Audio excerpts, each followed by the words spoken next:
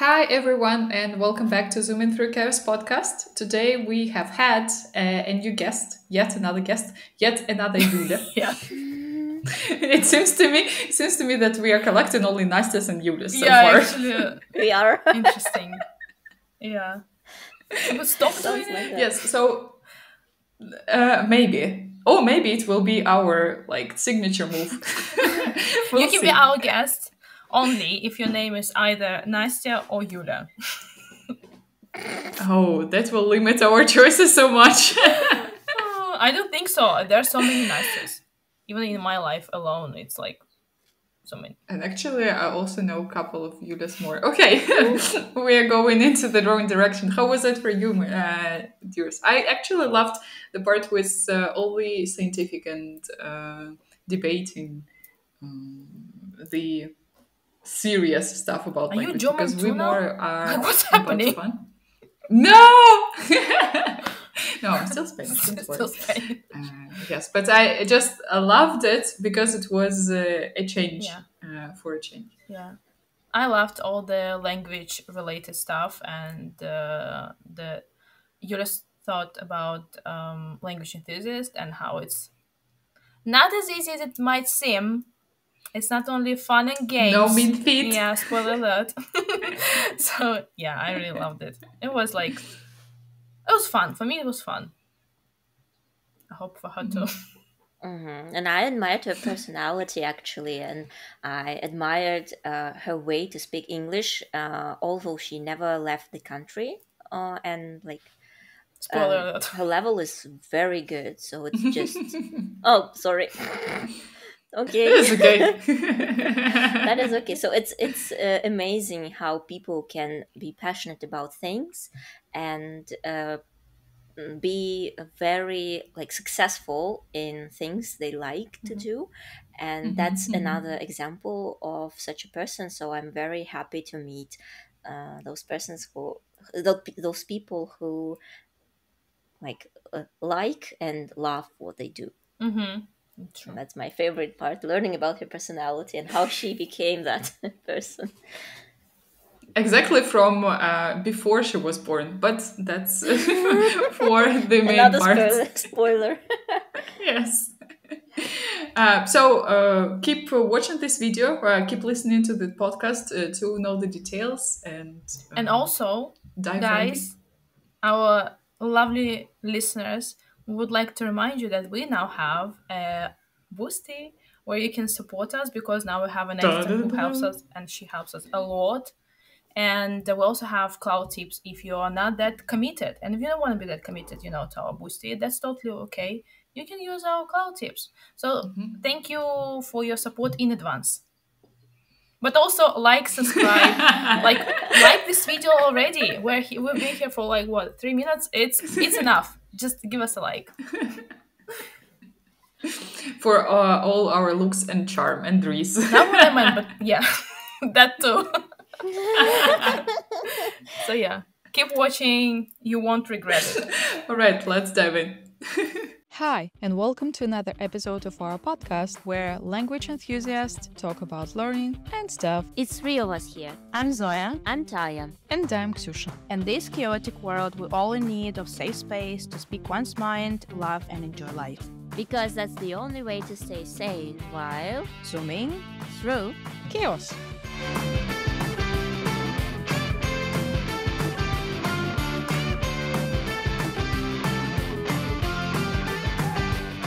So, Youla, thank you very much for joining us and for coming to our podcast. We are thrilled to have you here. Thanks for having me. All right, so let's just jump right in and start it without any further ado. Let's do it. So, Youla, hi. Tell us, where are you joining us from? Oh, I'm joining you from Tyumen, which is in Western Siberia. And, I'm kind of born and bred here and currently living here as well. Nice. Yes, Well, it is nice. It's so wonderful. Can you tell us a few words, maybe? Yeah, sure. How long do you live there, maybe? And yeah, I guess for my whole life. I mean, I tried living in a bunch of other cities. Like I lived in St. Petersburg for a year, and in Voronezh for a year as well. And well, among these three, I chose Tumen, and this is a choice made by heart rather than just because it's my hometown. So yeah, it's I have a question. Yeah, sure. Oh, sorry. Yeah, no, go ahead. Because I've noticed that a lot of people from Siberia first moved to St. Pete, and then some moved to Moscow. And I have a question: why? I think it's kind of hard to explain. I noticed that as well. It's true. Like I've got a lot of friends who moved to St. Petersburg. But for some reason, I don't know, maybe because it's more relatable, because it's also closer to the north. I don't know. So it's like a compromise between these northern vibes and big city life. So yeah, probably. But again, it's just my guess. So you're probably a fan of Nordic stuff, aren't you? Well, I could agree here that I kind of subconsciously follow. What's the name of this Nordic comfort mindset? Yeah, exactly. Yeah. So yeah, I guess I subconsciously follow this lifestyle as well because, well, it's not like it's really dark in here. There are some sunny days in winter for sure. I think actually have more sunny days in Siberia than we have in Moscow. Yeah. In Moscow, don't know, but in St. Petersburg, 100%, definitely. Because, well, we've got some very cold and sunny days in January, like lots of them. But in St. Petersburg in January is just unbearable, really. Well, again, it's personal choice for me, But yeah, I could compare because, well, Voronezh, it's in the southern part of Russia. It's warmer than in St. Petersburg or Tumen. And, well, I could compare, Your thing. Yeah, it wasn't my thing, probably because of the way city works. I kind of got used to transport system being better organized. And well, in Tumen, it definitely is. Actually, I've heard recently there was like a statistical chart of Russian subjects or Russian cities that are of high living standards, and I guess Tumen was among some the top of either top 5 or 10? top 3. Yeah, somewhere in the top. I think that's a bit bad news. Judging by the statistic I saw, it like the previous year, it took like 12th or 14th place, something like that. But in the past, like 5 or 6 years ago, if I'm not mistaken, it was on the 3rd or 2nd place, and that's a disappointment. Actually, I guess it happened because of some ecological issues we had here. Last year there was a huge forest fire in my neighborhood, in the neighboring village, and we could even see the ashes in the air after this forest fire. That was like super stressful, and it kind of ruined the quality of air. It's true. There are times when it's really hard. I can't say hard to breathe. I mean, in comparison to what we see in some Asian cities, it's not, but worse than before. So yeah. So sad about the ecological things. Okay, I see. Well, do you like it there? I mean, are you planning to move somewhere else? Are you planning to stay there? Maybe one day. I mean, I'm definitely planning to travel a bit. And I would really love to get an employment contract for a year somewhere in the UK. But, it's kind of a dream at the moment. So I can't say that I have some well-prepared plan ahead of me. Well, my first but you have the direction at least, that's it. Yeah, I do. But I mean, there are so many other things I have to deal with because, like, the first step is to take Delta Module 1 for me, because I just need to have a better qualification, because nobody's going to employ me just as a teacher. Probably I should be a senior teacher, or I don't know, director of studies or something like that. Well, at least to start thinking in this direction. I mean, I realize how hard it is to find a job, like the one where they can provide you with a business visa, or I don't know, like employment visa. With everything you need, basically. Yeah. So I'm gonna just start with Delta Module 1 because, well, anyways, this is just I will need it anyway. Yeah, that sounds like a plan to me. That's a good one. Yeah. So you're a teacher, right? Aren't you? Yeah, I am a teacher of English. Yeah, that's right. English. I teach mostly individual adult students. I also have a couple of group projects, and I sometimes help out with different assignments. To prepare for an interview, or I don't know, for a trade fair, or maybe to help with a motivation letter, things like that. So yeah. How did you get into teaching? So, what a question.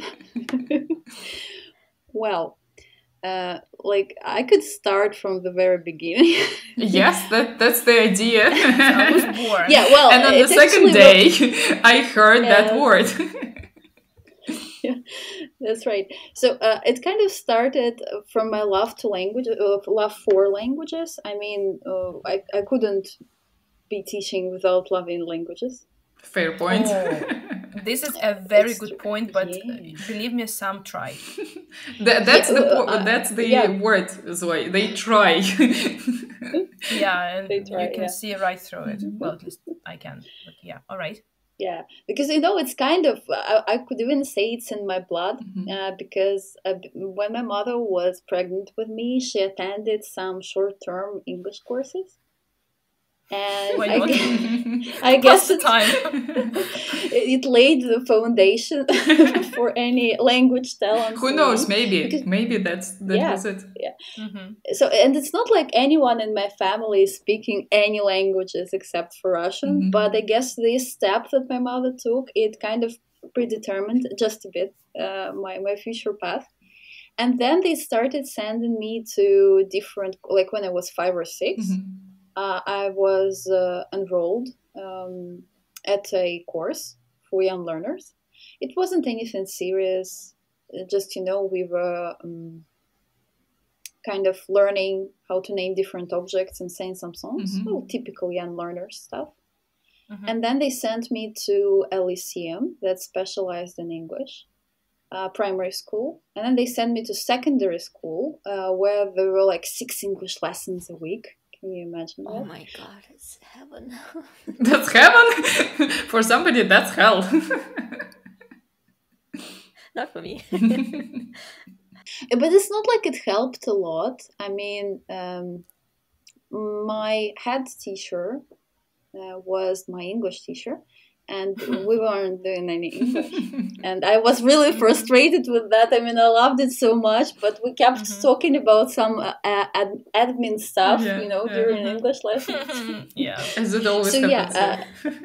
Yeah, but it's not like it nurtured my love for English, but I was really happy that I had 6 lessons in school of the subjects that I really loved. And I think, I also took part in conferences when I was at school. I mean, I started taking part in conferences when I was 14 years old. Like presented something? Like a presenter, I wrote a 10 pages report in English analyzing the lyrics of the songs. Oh my! Which song? Yeah. I had a couple of songs by Green Day and a couple of songs by the Beatles. Oh my! Wow. That's gold. Yeah. Can I read that? It's nice. Oh, that's impressive. Yeah, this is like very similar stories. So I also learned English by listening to songs and like just translating lyrics and learning that what Barry means from the song of by 30 Seconds to Mars. And I'm like, why is he screaming that? And I'm like, so interesting. Wait a second, what does it mean? Yeah. Yeah, I actually have a friend who kind of learned English only by listening to music. I mean, this is a legit thing, 100%. Okay, we have +1 way how to learn a language. Yeah, for sure. And I was so interested in writing and presenting. And then I even was arguing with some of the listeners who were listening to me, and that was so cool. And later on, 2 years later, I mean, they had some questions to me about the topic of my report, because, it's music, and it might be debatable at times, especially if there are some music fans, and they start arguing, like, it's not what the author meant in this song. You kind of, you are twisting. The author doesn't mean what he means. Yes. Doesn't know what he means. Now I have the flashback to all the literature lessons. Was like, what is the meaning of the color of the curtains? All this. Of the blue curtains. Yes, exactly. Yeah. And meanwhile, like Chekhov or Tolstoy is just like, these are the color of the curtains. That's it. Yeah, true. But well, again, it wasn't like some scientific research. It was like I was 14 years old. Come on, like it's just the beginning. And 2 years later, I took it to the next level. I think I was in the 10th year of school, around 15 or 16. And I took it to the next more scientific level. I did research into British and American English. And I was just comparing some differences in vocabulary there. So, yeah. Did you cry while you were doing it? Why cry? Yeah, did I cry? Not really. I mean, I took great pleasure in that. And, that was the moment when I realized that actually how the variants are different. And it's not something you realize when you're 16, It is not something that I realized when I was already at the university. So you're like very ahead of time if we compare our life paths.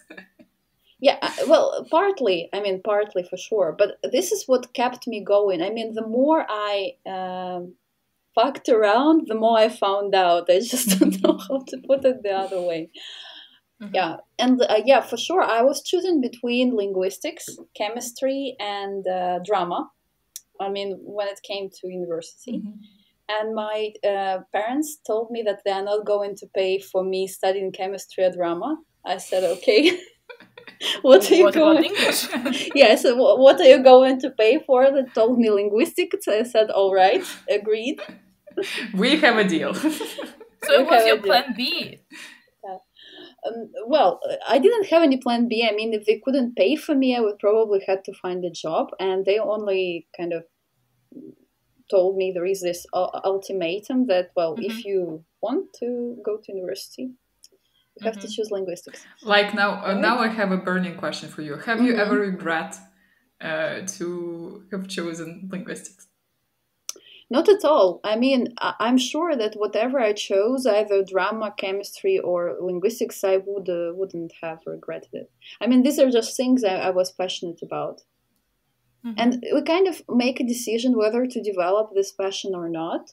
And, well, we can't choose everything, I have a question too. So we kind of have this ongoing theme that, like, I started, I guess. Anyways, I always have a very long-standing relationship with English, and I call it my friend because it has always been there for me.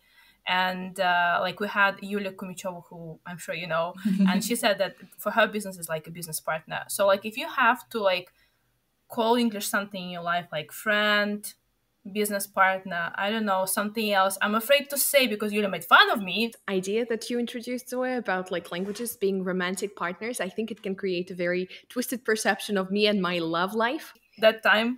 But can you kind of define your relationship with English? Or maybe it has changed over, a period of time. I would even say that English is my philosophy. Ooh, that's nice.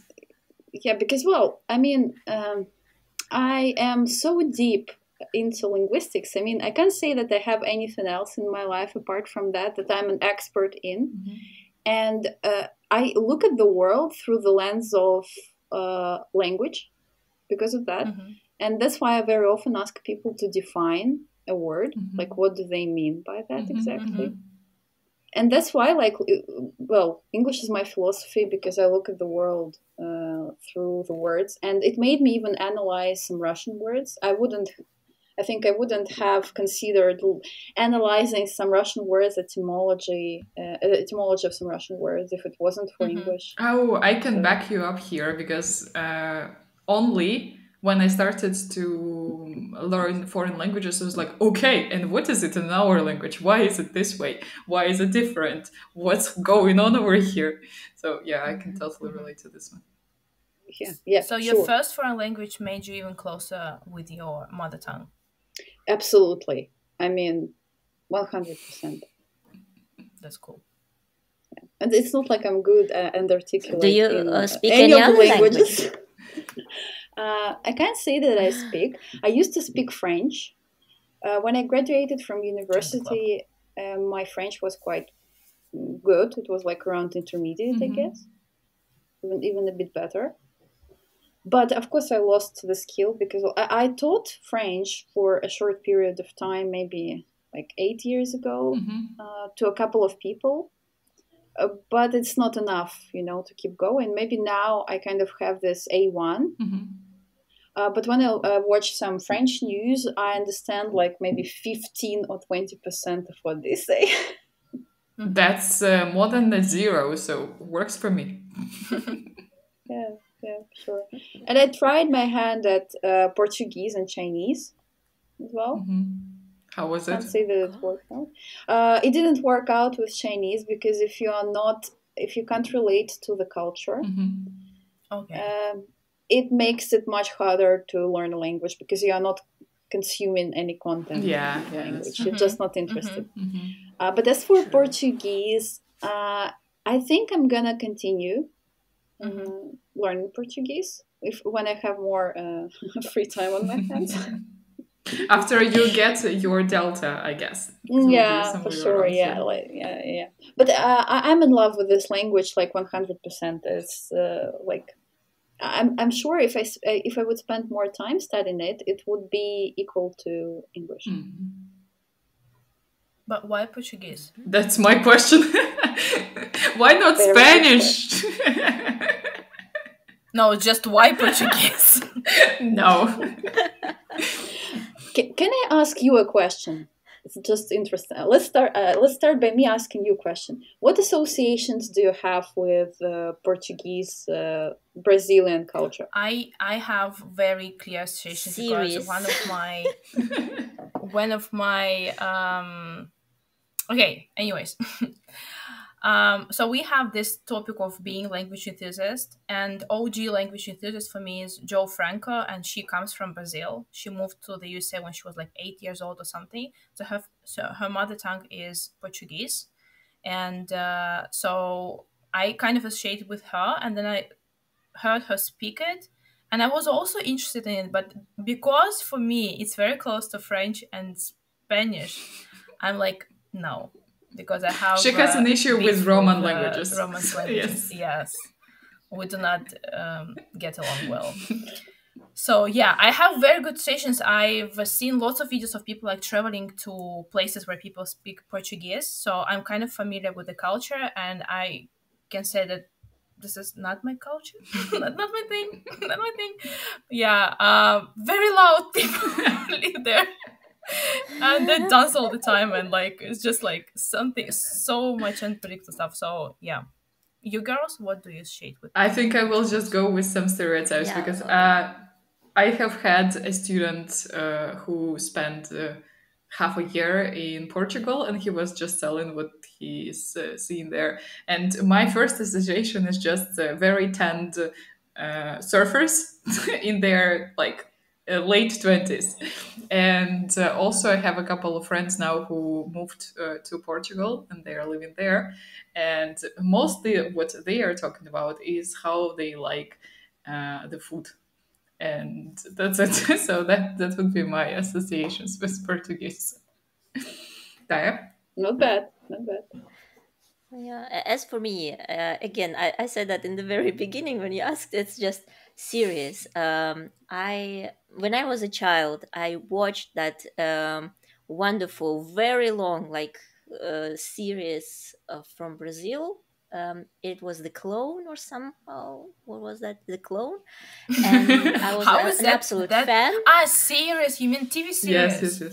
Yeah, a TV series. It was a I was like Portuguese, serious. I was like, why? They're Arabic? not serious. They're very laid back. No, Arabic, Portuguese, serious. I don't remember. There was Absolutely. something in Morocco, something in São Paulo. So this is my first time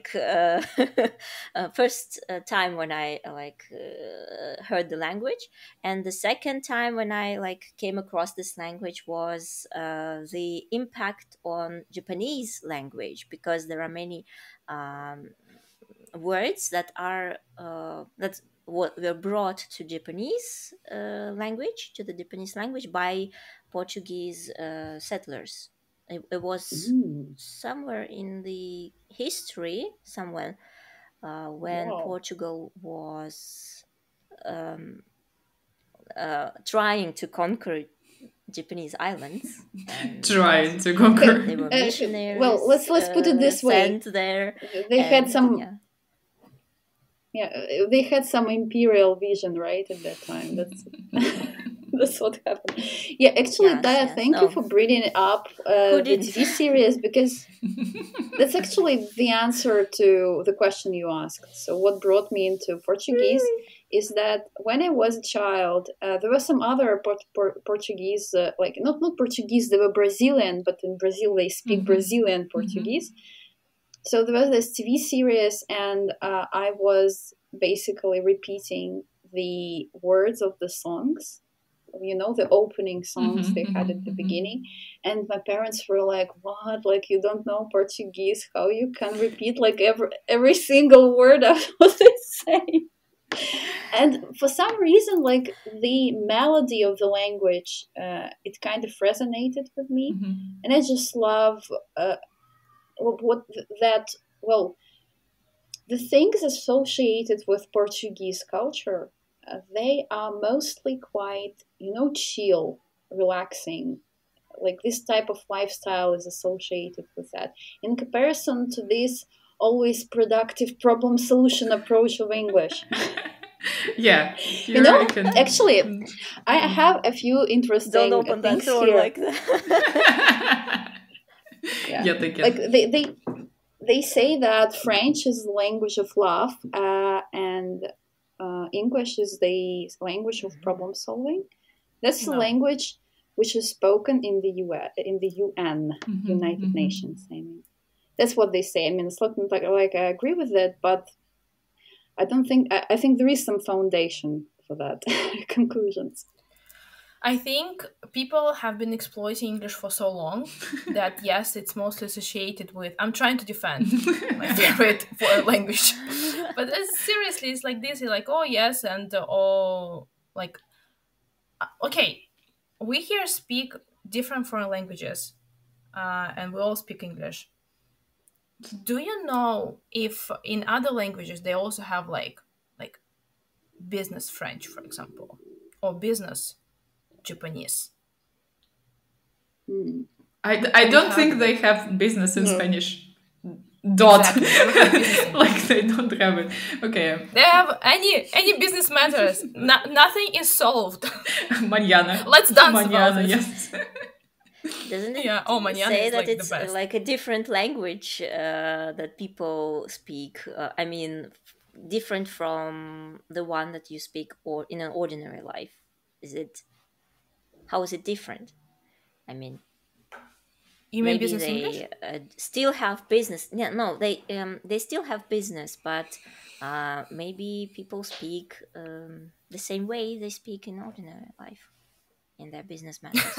Then it's a mess. It's like mañana everywhere, and let's dance, let's sing about it, let's dance our Troubles away.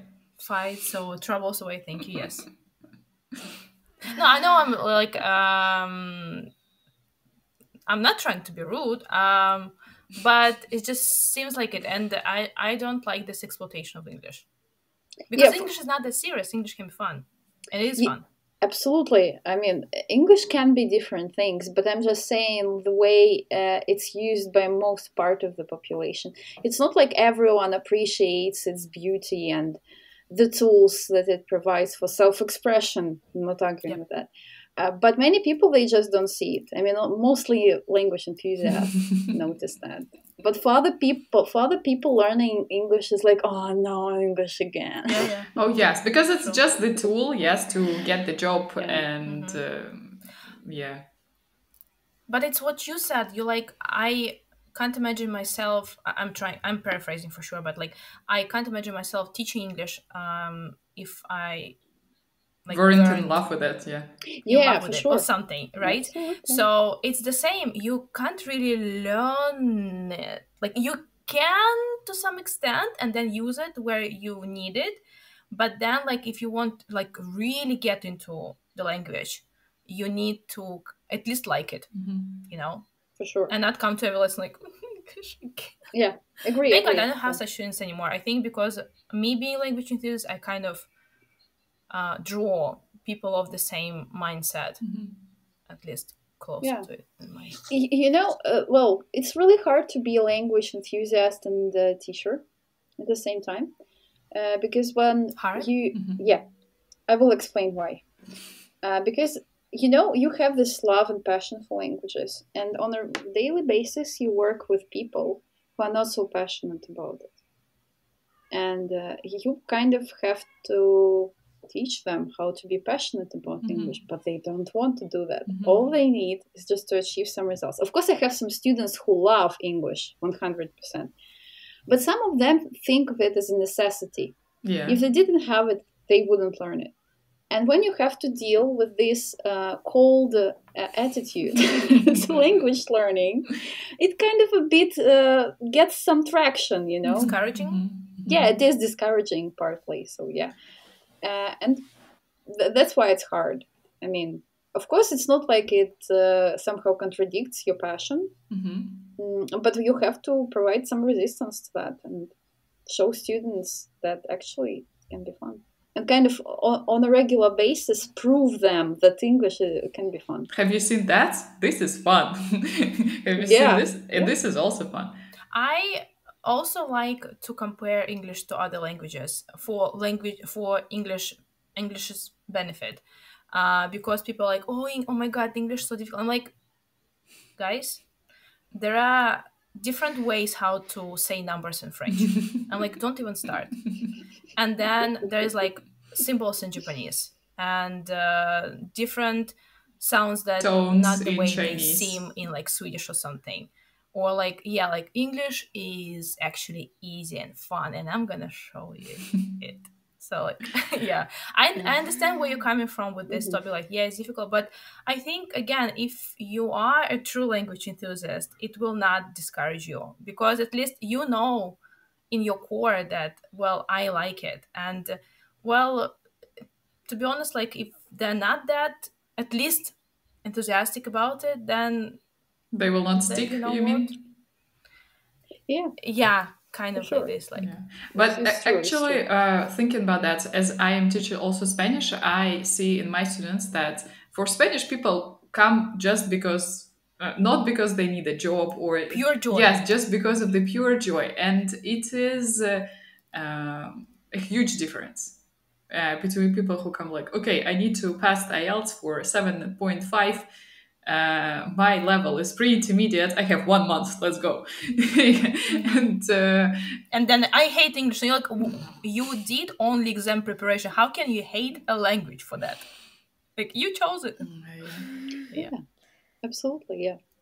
So what do you use your languages for? It's just a small question. You've got English, French somewhere in the background. So you already mentioned about the news that you watch sometimes. And what about Portuguese? What do you use it for? Are you going to teach it maybe, or are there any plans for that? Watch all Portuguese series in this world. Yeah, for starters, I would like to kind of learn it and come back to some of the series I watched as a child and kind of test my level. But it's not like, again, I'm ready for that, because all I did, I was just doing some Portuguese Duolingo for a couple of months. That's all I have.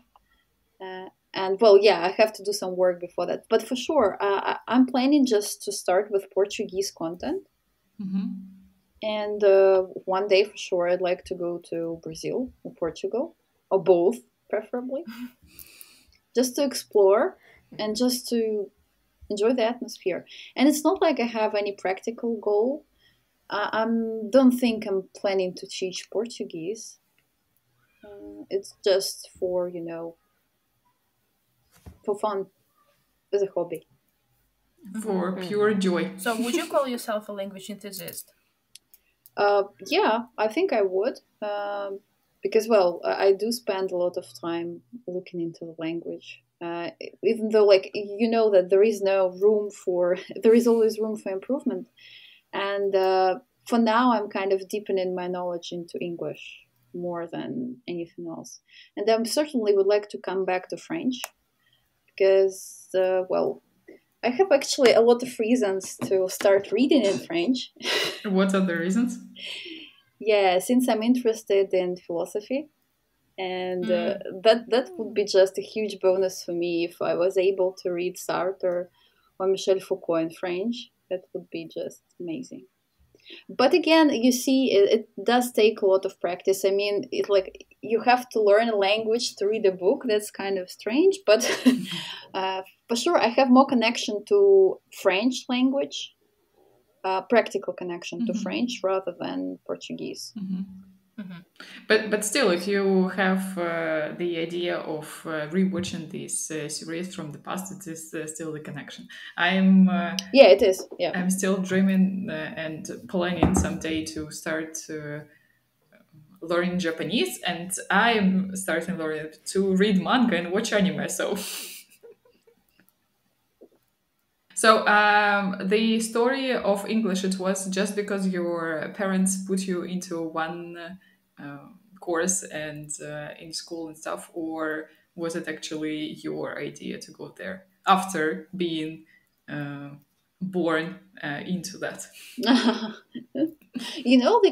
they suggested me going there and I didn't mind. So it more was kind of like that. But I do have a lot of interests, and parents played an important role in me being a language enthusiast. Without them, I wouldn't probably be a language enthusiast. But I mean, anyways, I still decided to develop this passion. And yeah, you asked me why I decided to start teaching. I haven't answered this question. Because, it's not like I was a teacher. I didn't have a teaching degree. I mean, I did a degree in intercultural communication. That's me. That's my degree. Really? Yes, that's my degree in the bachelor. Intercultural communication. Intercultural communication. Yes. Wow, this is so cool. And look where everybody ended up teaching. Actually, I came to see a couple of professors from my department because I needed a letter of reference, and they asked me, "What are you doing?" And I said, "I'm teaching," and they said like this. They started laughing at me.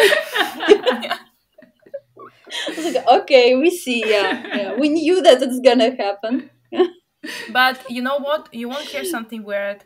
When I was trying to figure out what to do, like in my first year of university, we also had like 3 options. Like, they're gonna train us as teachers, as translators, like not even interpreters. I think just translators, and then.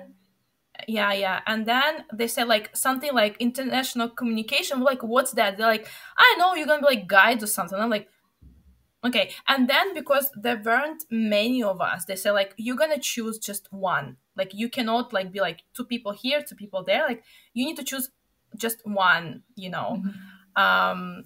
And we chose teaching. because they scared us of 2 others. They said like, you're gonna be guides or you're gonna like translate something like technical stuff. It's not gonna be interesting, which I now understand. I actually might have ended up like translating books, but then I wasn't that mature to understand that.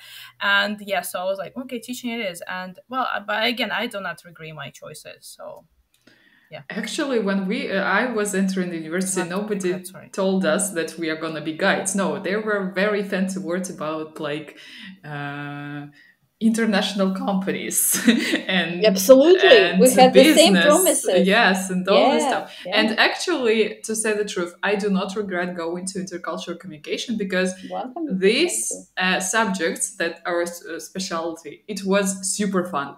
We were talking about different countries. We were talking about religions and customs. I remember there was a huge binder that I collected over the 4 years of bachelor's degree, with each country kind of like, yeah, it had each country detailed in the language, in some major historical events there, with some customs and gift giving and cuisine, which was always my favorite part. And yeah, that was so fun. Still is. Something doesn't change. I agree as well because, well, I know what kind of things people who did teaching degrees studied at university. It wasn't as fun, and I can't say that it would be useful for me now. I mean, intercultural communication is definitely Let me disagree. All right, because Ty and I were trained as teachers. Okay. And it was fun, right, Ty? Back me up. It was. Okay. So, my question: can I ask you a question? Because we might have an interesting debate here. So, have you ever done anything like CELTA or Delta? Like, do you have anything to compare teaching degrees with? I did TKT. Okay, so can you kind of try and at least partly compare with what you kind of were doing to prepare for TKT and your teaching degree? What are the differences? But I understand where you're coming from, and it's like whatever they taught you, like they taught us to be teachers, to be school teachers. And I was like, no, that's just bullshit. But I always watched my teachers of English at my university, and they taught for like following the standards of TKT, CELTA, and so on. That's cool. So I watched them, and whatever I'm doing now, actually, most of it's still like what I watched them do. So, and whatever, like people now like have workshops like how to teach listening, how to teach vocabulary, but how to do. I'm like, this is what I was taught so many years ago. So, and this is why I cannot agree that, being trained as a teacher is like boring something, and it's not to the standards that we have now. It was in my case. Kind of more coming from the position that I spent 5 years at university doing a degree in a different subject, and then I could do a couple of qualifications that are about teaching, and by doing that, I kind of have a big picture. I've got the best of both worlds. I've got a more squeezed into, in terms of time, squeezed into the essence of the approaches. And I have some fun education before that in intercultural communication. And it's not like, if I would spend time on a teaching degree, I wouldn't get this information about intercultural communication. But anyway, how often do you use it now in your teaching? I used a lot of what we learned on preparing for Delta. It's not like I'm using it for teaching, but anyways, Delta is exactly. It's not like I'm using it for teaching. It is just the background knowledge, I guess. This is just the background knowledge that you're getting. No, but I totally understand, Yulia. I totally understand you because, but again, I watched my teachers at university, and then my first job, where I met Ksyusha, and maybe Ksyusha didn't get the same atmosphere that I got because I was there earlier, but we had like workshops every week on how like to do this and that, all different aspects, and we had like free courses or free courses to prepare us for like CE, CP, like all of this. So I got all of that from my first job, my first official job as a teacher. So I was like learning as I went, basically, because my first lessons as a teacher were not great. Sorry I'm sure those students are not watching me now, but like, I'm sorry. But like, yeah, now much better. But what I'm saying that it wasn't like a waste of time or something. And yes, maybe I missed out on some international communication stuff. But then again, YouTube is your friend. Go explore. Yeah, for sure. Like, I'm not arguing that something is better than the other thing. I'm just saying that it works like Lego, and you're collecting your career and your qualification with little blocks. And I'm sure that you definitely have something to teach me about teaching, probably that I'm not aware of, because I'm And sure you that to teach us. yeah, as well. absolutely. Yeah. I was just trying to say that for me at that time, I was super happy to find out that there are these qualifications like CELTA and TKT, because it's not like you need to spend a couple of years doing that. You can just blow your mind in 1 month. Blow your mind. I mean, I'm talking about CELTA. I mean, like, ruin yourself completely in 1 But I month. heard some bad things about doing CELTA and Delta. And I don't mean bad like in that it's like a useful qualification or something. I mean in this like strict deadlines that they have.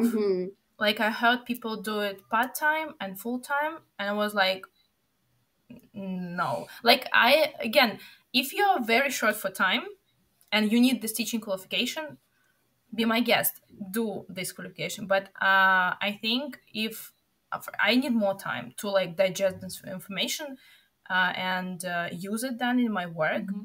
So for me, if I were to do it, I think I would do like part-time, which is I think several months instead of one, right? Yeah, it's a good idea. Yeah, absolutely. I didn't have an opportunity to do part-time, but I can see why it's better. But anyways, I mean, it's half a year, not a year or two, right? So, and I was choosing between doing Delta or doing a master's degree. I'm still thinking, like, I had a nightmare the other day of me having to choose. Like, I was given the chance, I don't know exactly, but like, I was given a chance to do both. It's like I could do them both, but I had to choose which one. Right now, I can't choose because, like, if I want to do master's degree, I will have to apply for that. I will have to study for 2 years. I will probably have to pay a lot of money for that. And with Delta, I can go with my own pace. I can take the exam whenever I want. It's an advantage and a disadvantage at the same time. Yeah. But well, with CELTA, I agree, like 1 month. But like after this 1 month, you kind of leave and you're never the same person again. Yeah, you're stressed what to is the bone. it? And you I'm lost all the wondering, willing to leave. I've never No, done I'm joking. Celta or Delta or some, but I still heard about that because our like fellow groups. My first language is German, so I was taught everything: methodology, theory approaches, even psychology, even teaching psychology. We had that course. Yeah. Did you study Freud? Yes, Oh. not only Freud, not only him. Go. Different stuff. So really, the psychologists that told anything about teaching and Anything related to so teaching. all these Russian, English, American philosophers, and even German philosophers. But still, it's not the topic. It's just I wanted to say that I still heard about these things like TKT, Delta, CELTA. Everyone from the English group were preparing for that, and they told us different stuff about that, and they were happy, absolutely happy because of that. It's they said it's amazing, and they all liked their path they chose, and they were happy about choosing teaching rather than sorry, Xusha. No, it's totally fine. Communication, No. because they had so much practice really with teaching and with all this stuff with methodology, with approaches. So we did a lot, actually. Yeah, it's totally fine. It's just, I think the conclusion to all of these stories is just you do you. You like international communication, you go there. You like teaching, you go there. At the beginning, when I was entering the university, I had actually to choose between being a translator, being a translator or going into intercultural communication. And I didn't want to go into translation. So I chose this one. I didn't even have a thought that I will end up teaching. So I'm happy with my choice for now. That's it. Yeah. I wasn't thinking of teaching at that time as well. I even remember one day when I was entering the university, in the very first course, I attended the guide course, the special course in guiding, and I liked that very much because in the very first or second seminar, like lesson, we went on a guide tour with Chinese students from China, and our teacher was like doing some excursion for them in Russian. And partly in English, of course, but still, and we joined them in that. So I like that very much. And of course, what happened next? You became a guide? Yeah, I became a guide, but of course, after the pandemic, I quit. Actually, interesting. Look, like Ty and I were trained as teachers, and I've been teaching my whole life. But Ty actually was trained as a teacher, and she actually used to work in tourism, like legit. And this is so funny because like Ksusha was trained in like international communication, and now she's a teacher. There is one step between this. So I was trained as the international communication, then the master's was diplomacy, then I was for a short time a guide as well, and then I switched into teaching completely. Yes, that's so. The next step is me to become a guide, as far as I understand this logic of events happening. And I'm already translating a book, you know. Yeah, besides I was translating a book, so okay. But it's so cool that we have choice. I mean, that's why I love languages. Like, we can do many different stuff. Yes. I actually worked in advertising right after the university. You see? That's PR. Okay. That's another path we might take. Yeah. That's why I am thinking that actually foreign languages is a great foundation for anything you choose in life after that. Yeah, that's true. It's like the most flexible education you can think of. Exactly. Maybe Russian language as well. You mean like Russian associated subjects like literature or something like that. It's also quite flexible. Yeah. For sure. Even philosophy. As well. You can do many things after philosopher's degree. I'm not so sure. Maybe make YouTube videos. What do you do with philosophy? No, you can you can go teach again. Teach for sure. Not teaching. I mean the political things. You can do politics. Yeah. You can go with philosophy. Yeah. Oh my. Let's not open that door, my dears. To our politicians. Like, I think they're not aware. But okay. Politician. I want to come back to languages. And my question is, apart from teaching it, do you spend, and preparing for Delta right now, do you spend any other time on some authentic content, or do you read something, do you watch something, do you listen to something right now? Absolutely. Like half of the books I'm reading is in English. Like at the moment, okay, what English book I'm reading? Okay, wait a sec. I have to remember which book is in which language. Wait a I sec. can totally relate. Level 80 of language enthusiast. What book I'm reading? In what language? Yeah. So right now I'm in English. I started reading Anti-Fragile.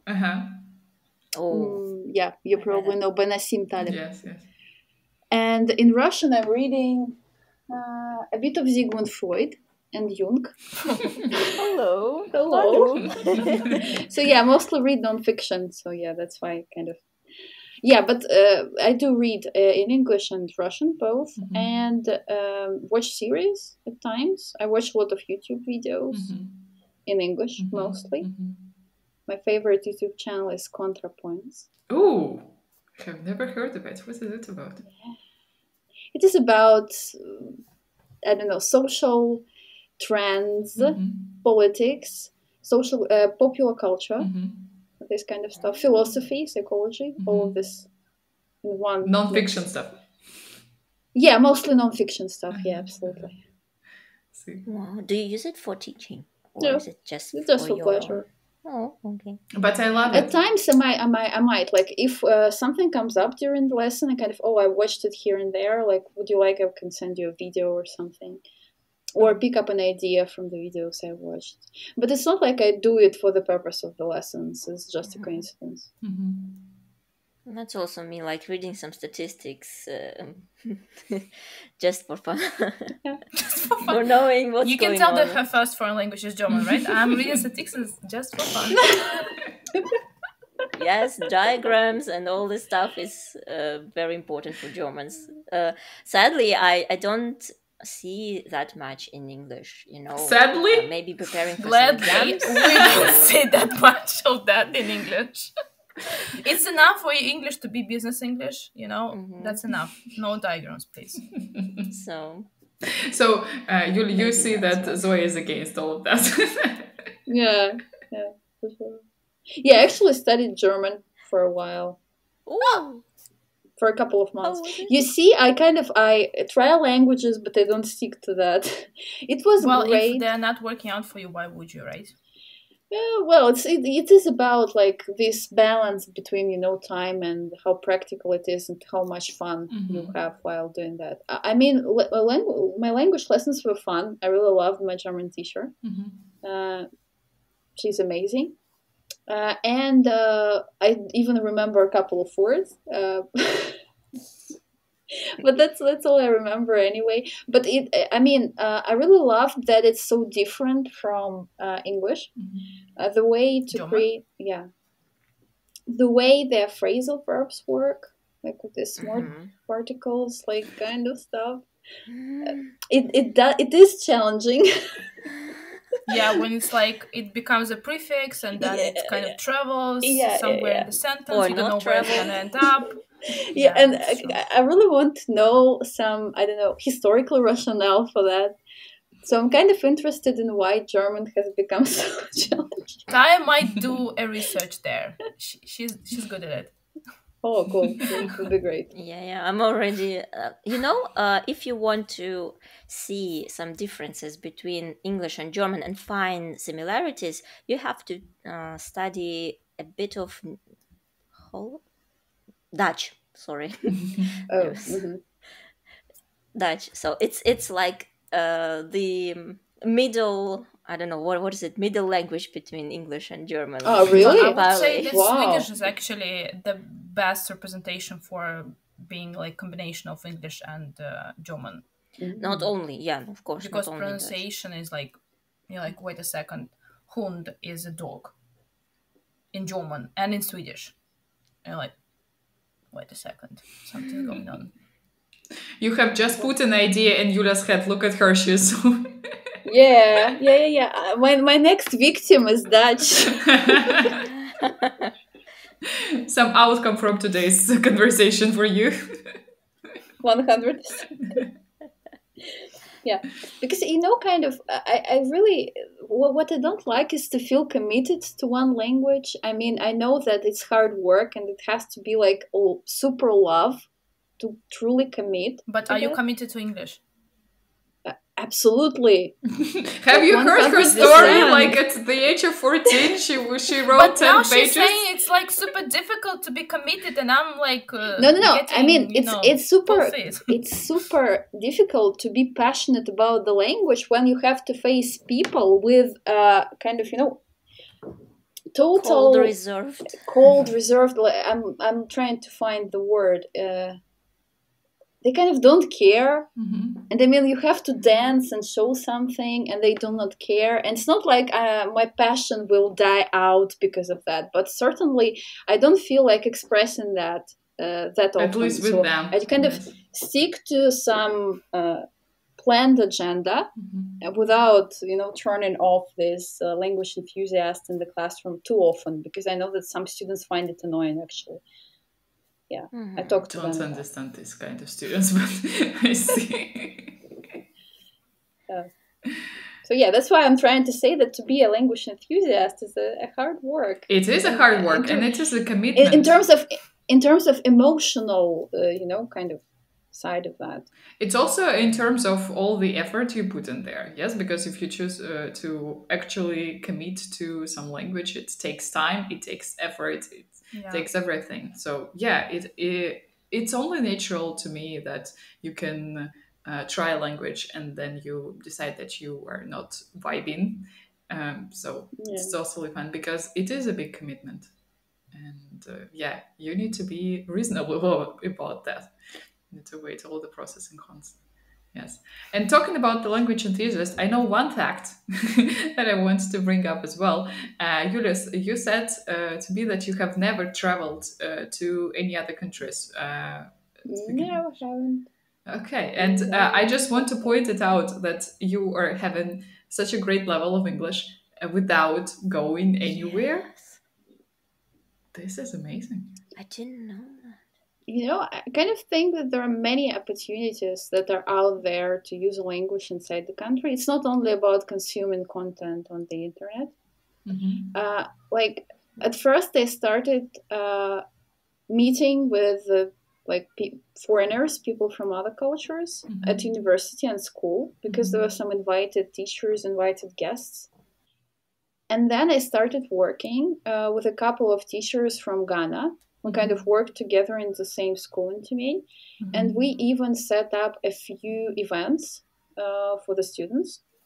And I also met a lot of people from Great Britain and India in St. Petersburg mm-hmm. when I traveled there. Mm-hmm. So it's like, if you know a language, you will just find foreigners anyways mm-hmm. in any country. If there's a will, there's a way. Exactly. Yeah, for sure. Yeah.